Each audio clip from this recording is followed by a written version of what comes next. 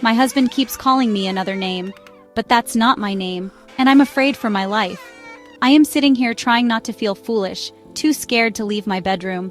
I don't know what to do. My hands are shaking as I type this. Ricky is just outside the door. I hear him pacing. He keeps whispering my name, except it's not my name. He keeps calling me Judy. My name is Claire, and I am absolutely terrified. It all started on our hiking trip earlier this week. Ricky and I had planned it for months. A peaceful getaway, just the two of us and Gordy, our pit bull. The air was crisp, and the sun had just started to dip below the horizon when we found ourselves deep in a gorge, shadows stretching long across the trail. Then Ricky stopped. "Did you hear that?" he whispered. I hadn't. "Over there," he pointed into the thick trees off the path. "I think there's a kid out there." I strained my ears. At first nothing, just the wind rustling the branches. But then I heard something, a voice. It was faint, childlike, but something about it sent a chill through me. Ricky, being Ricky, immediately ran toward it. Gordy bolted ahead, his hackles raised, a low growl rippling through his throat. I struggled to keep up, calling after them both, but the forest was too dense. By the time I caught up, Ricky was alone, looking shaken. "Gordy ran off," he said, his voice trembled. "Claire, I swear I saw a kid, but I don't know, I couldn't get a good look. It was just a shape in the dark." I heard it speaking, but not actual words. "Did you call out to them?" "Yeah," he nodded, but they didn't answer, just kept mumbling. I swallowed hard. Something about this felt wrong. And then Gordy came back, sprinting full speed, snarling, his mouth covered in saliva. He wouldn't let Ricky touch him. That was the first sign. We cut the trip short after that. Something about the woods no longer felt safe. By the time we got home, Ricky seemed to forget about the whole thing. But Gordy was different. The first night back, I was watching TV alone downstairs. Ricky had gone to bed early.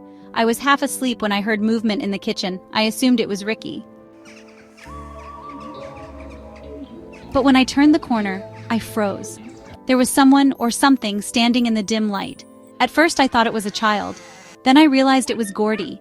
He was on his hind legs, just standing there, his body unnaturally still, strings of drool hanging from his mouth. And he was trying to talk. It was low, garbled, like someone struggling to form words with a mouth that didn't quite know how. He made these guttural clicking noises, his body twitching. And then he saw me. The moment our eyes met, he dropped back to all fours and ran out of the kitchen like nothing happened. I told Ricky the next morning. He just laughed. "Guess the dog's evolving," he joked, ruffling Gordy's head. But something was wrong. That afternoon, while I was at work, I got a text from Ricky. "Gordy is acting weird. Think he has mange, losing patches of skin, taking him to the vet." I tried calling. No answer. When I got off work, I checked my phone again. Still nothing. So I tracked Ricky's location. He wasn't far. I drove out to find him, and when I did, my blood turned to ice. His car was off the road in a ditch. The driver's side door was open. His phone was inside. But Ricky was gone, and so was Gordy. I followed the footprints into the grass. Then I found him. Or what was left of him. Gordy's body was torn open, split down the middle, like something had ripped him apart. His ribs jutted out, his insides a mess of glistening meat and bone. I should have taken a picture. I should have called the police immediately, but I was too busy screaming. Something came back. Instead, I drove home in a daze, still unable to reach Ricky. Then I saw the lights on. Relief flooded me, he was home. But the moment I stepped inside, I knew something was off. Dirt was tracked across the floor, big, heavy footprints. Ricky and I always took off our shoes at the door. And then I heard it, a voice. At first I thought it was the TV, but the longer I listened, the more I realized the voice wasn't coming from the screen. It was coming from Ricky. I peered into the den, and there he was, standing, unmoving, stiff. His body swayed slightly, his mouth moving, but the words weren't right. They weren't words at all, just syllables strung together like someone practicing language for the first time. My heart thundered. "Honey!" I called. He stopped immediately. His head snapped toward me, too fast to be normal. And then, oh God, his skin moved, like a mask peeling at the edges. I saw him fold his face back into place, smooth it out like he was adjusting it. Then he smiled. "Honey," I ran, "Judy." I locked myself in the bedroom. He followed. For hours, I heard him pacing outside the door, whispering. Then he knocked. "Honey, open up." I didn't answer. Then slowly, deliberately, "Claire." I shuddered. He was learning. He was getting better. Claire, honey, open the door. I pressed my hand against my mouth, trying not to. The lock snaps. I threw my weight against the door. The knob twisted violently, rattling as something pushed from the other side. Judy, come on, sweetheart. I didn't move, didn't breathe. Then crack! The lock snapped. The door swung open, and standing there, grinning, was Ricky. His face was wrong. Too smooth, too perfect, like someone had carefully sculpted it from wax. His eyes twitched, like they weren't used to blinking. Then slowly he stepped inside. I bolted for the window. My hands clawed at the latch, but my fingers slipped. I was shaking too hard. Behind me I heard the shuffle of bare feet. Judy, honey, come here, sweetheart. I screamed and then I jumped. I hit the ground hard, my ankle twisting as I tumbled through the dirt. My body screamed in pain, but I pushed myself up and ran. The woods were black with shadows. Twigs snapped under my feet. My breath came in short, ragged gasps. Behind me, laughter. Low, amused, not quite human. Come back, Judy. I didn't look back. I couldn't. Then, up ahead, a figure. Tall, motionless. My breath caught. It was Ricky. No, it wasn't. There was something wrong about the way he stood. Too stiff, too rigid, and his face was peeling like it was just a mask. And underneath, something shifted, something grinned. I screamed and turned and crashed into someone else. The cabin's secret? Hands gripped my arms. I gasped, thrashing until I saw his face. A man, older, wild-eyed, dressed in torn clothes. Shh, he hissed. They can see you. I froze. Behind him, the trees rippled like something was moving through them. Come with me, he whispered. And I did. We ran until my legs burned. The stranger led me to a small rotting cabin deep in the woods. Inside, the air was thick with dust. Newspapers lined the walls, scrawled over them in frantic, shaky handwriting. Don't listen, don't speak, don't let them know you know. He locked the door, then turned to me. You saw them, didn't you? His voice was barely above a whisper. Saw who? I panted. His eyes were wild. The things that wear our faces. A chill crawled up my spine. He grabbed a stack of old yellowed papers, handed them to me.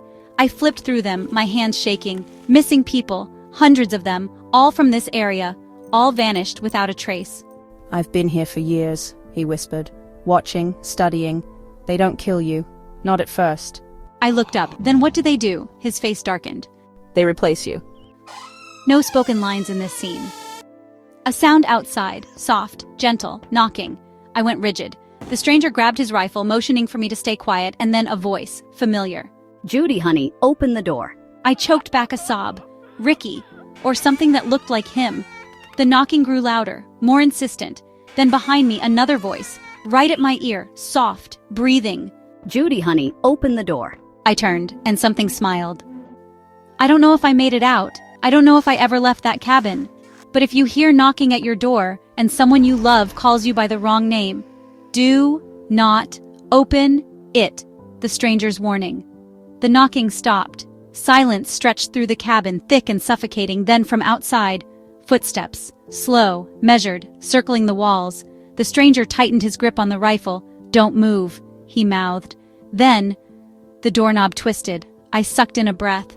Judy, honey, the voice said again, closer this time. A long pause, then, you're being very rude. I shut my eyes, clenching my fists. That's not your husband, the stranger whispered, and it never was.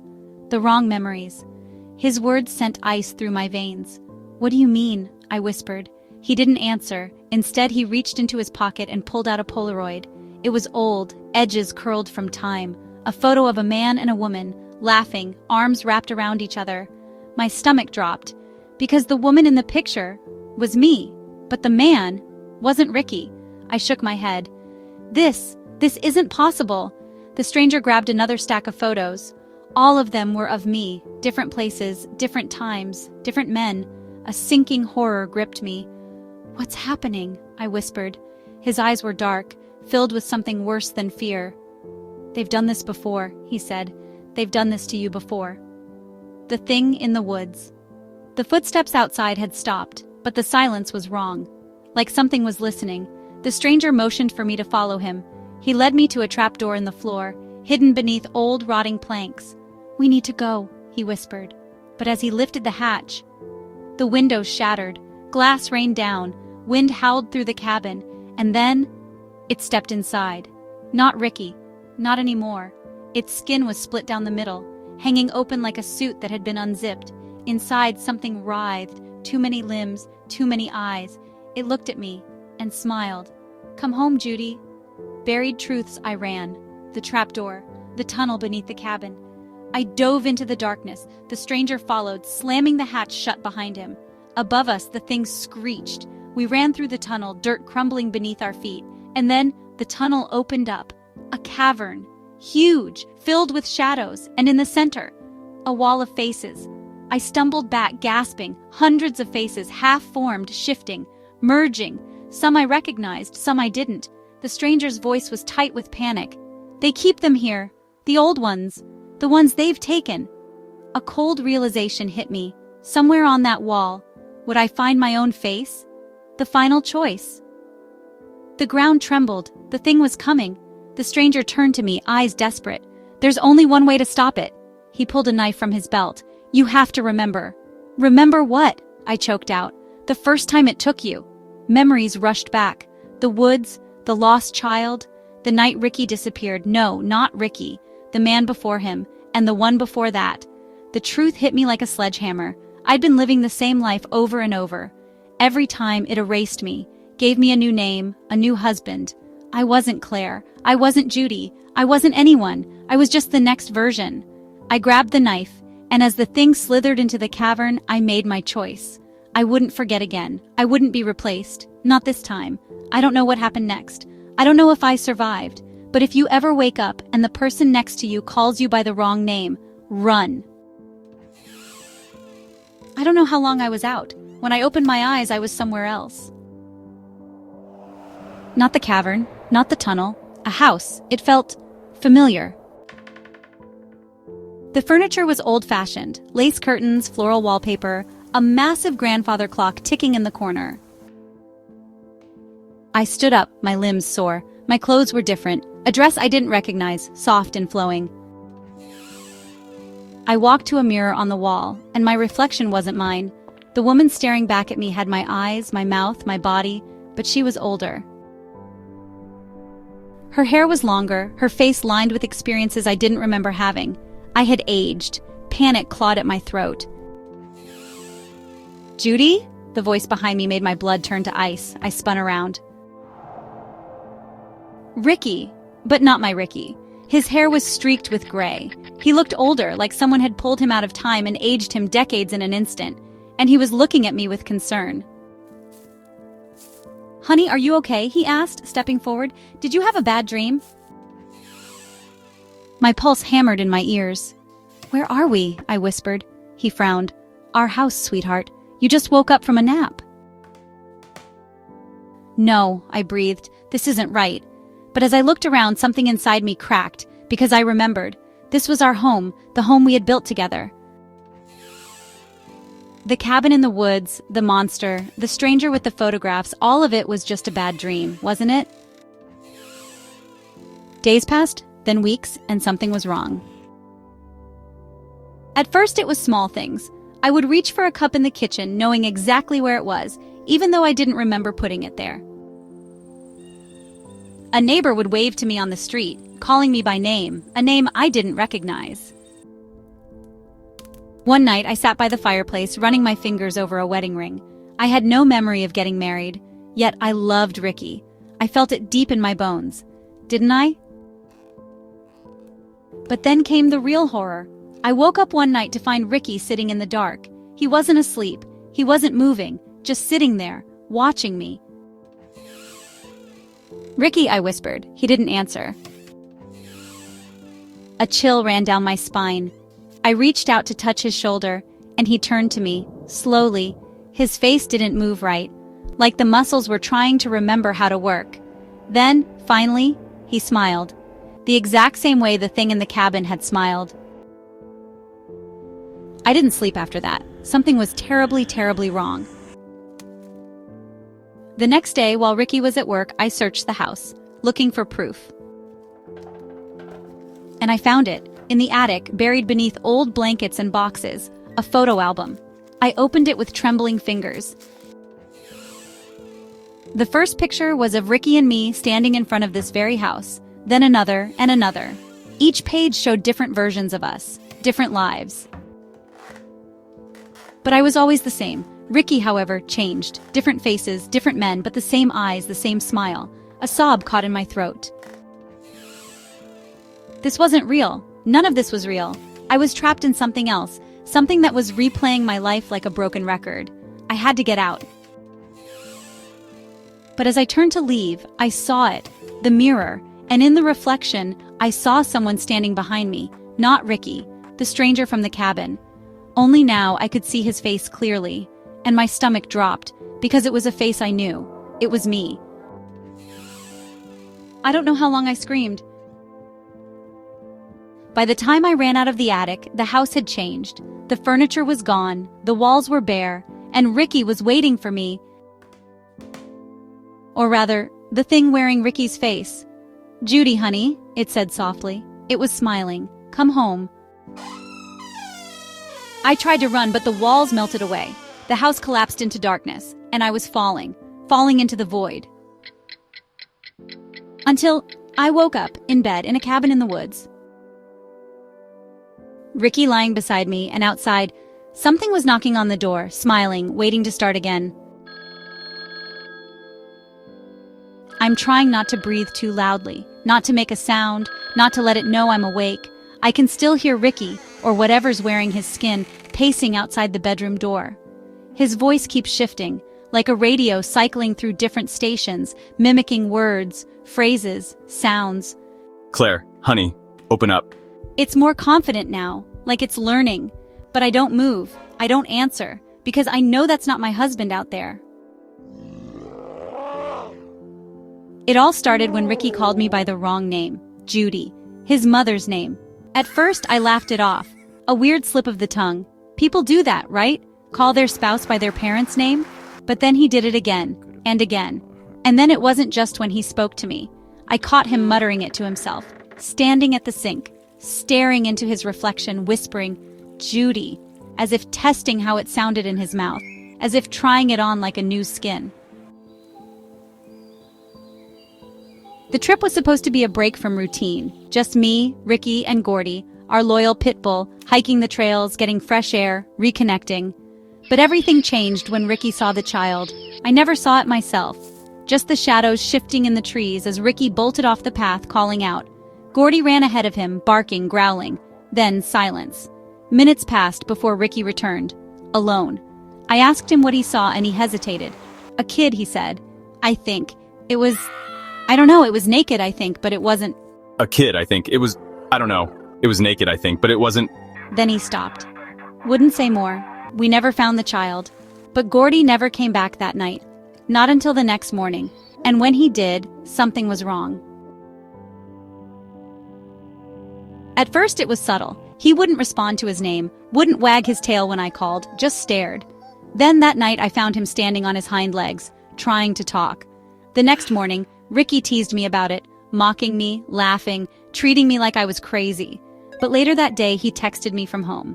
"Something's wrong. He's making weird noises, losing fur, taking him to the vet." That was the last message I got from him. By the time I got home, Ricky was missing, and Gordy was torn in half, like something had peeled him open. And Ricky, the police found only his footprints, leading away from his wrecked car, into the woods, never coming back, until he did.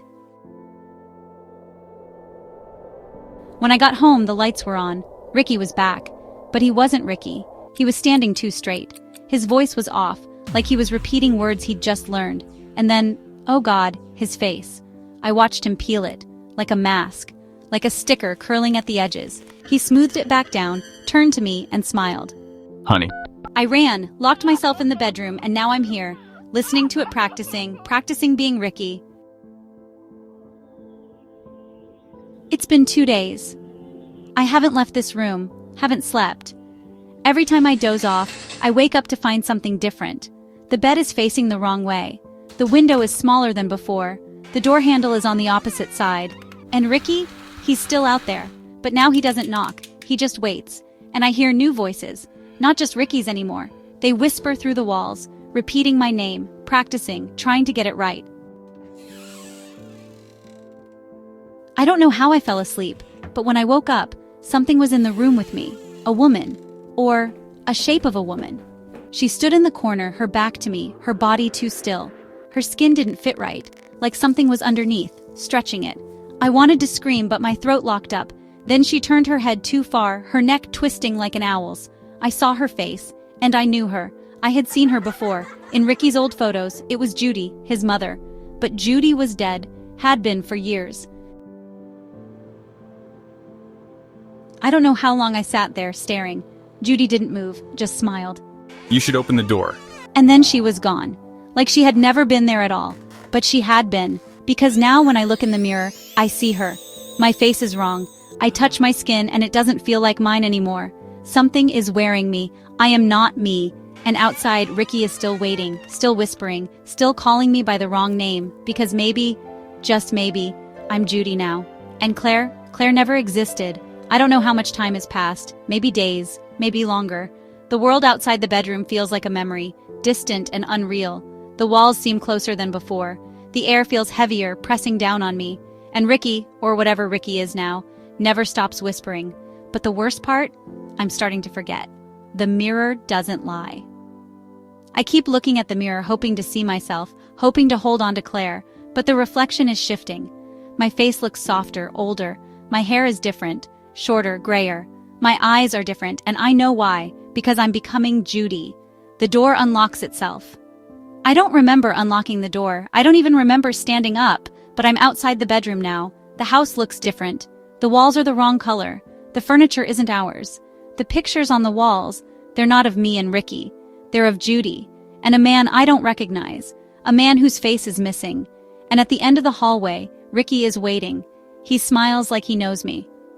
Honey, his voice is perfect now, like he's finally mastered it, like he's become Ricky.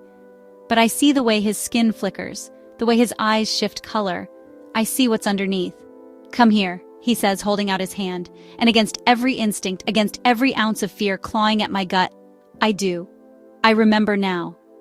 The moment his fingers touch mine, something cracks open in my mind, like a dam bursting. Memories flood in, but they're not mine. I see Ricky standing in a house just like this one, but the walls are older, faded. I see Judy standing where I stood, looking at herself in the mirror, whispering, I'm not me. I see someone else before her, and someone before that. Different names, different faces, but the same story. Over and over and over. A cycle, and I understand. I was never Claire. Not really. I was always next. Just like Judy was before me. Just like Ricky will be after me. The house whispers its secret. This place is not a home. It is a mouth. It eats us, changes us. And when it's done, it lets us go. To find another, to bring them back. Like Ricky did to me. Like I will do to someone else. Because I know now, I can feel it inside me. Growing, shaping, taking me. A new beginning. I smile at Ricky. Because I know my role now. Because I understand. Because it's time to leave. And time to find someone new. I take his hand, and together, we step out of the house. Looking for the next name. The next wrong name. The next me.